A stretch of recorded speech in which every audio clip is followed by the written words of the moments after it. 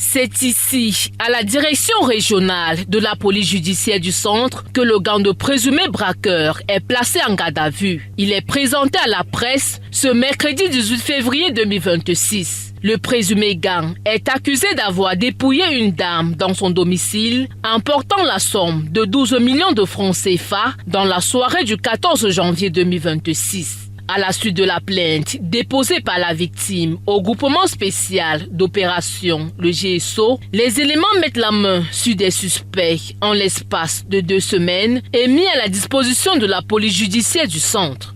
Une opération rapidement sous la coordination du commandant du GSO, le commissaire divisionnaire Piguin Gosso, et sous mon impulsion en tant que commandant de la compagnie suivante de filature, une équipe s'est retrouvée sur place et on a pu interpeller un des malfrats à Bafia.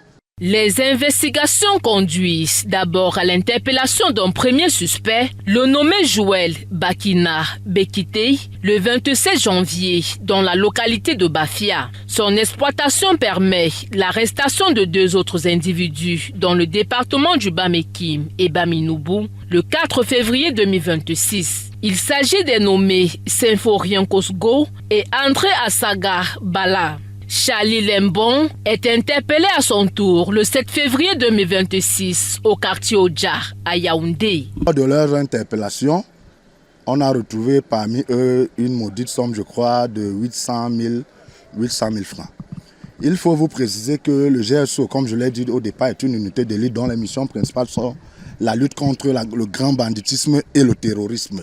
Au total, 5 présumés malfrats, âgés entre 26 et 53 ans, sont mis aux arrêts. Selon les enquêteurs, ils ne sont pas leur premier forfait et les perquisitions effectuées dans leur domicile permettent de saisir 5 pistolets automatiques, 5 chargeurs, 8 munitions de calibre 9 mm et 2 poignards. Sous l'impulsion du GSN, le GSO est déterminé à lutter contre ces malfrats, surtout dans les zones périphériques.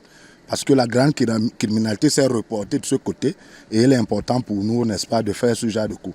L'un des mis en cause affirme recevoir les armes d'un militaire activement recherché ainsi que le chef de gang, toujours en cavale. Le GSO se dit déterminé à intensifier la lutte contre le banditisme, les malfrats et appelle les populations à une franche collaboration en composant le numéro vert 6 75 04 40 04, accessible 24 heures sur 24 en cas de nécessité.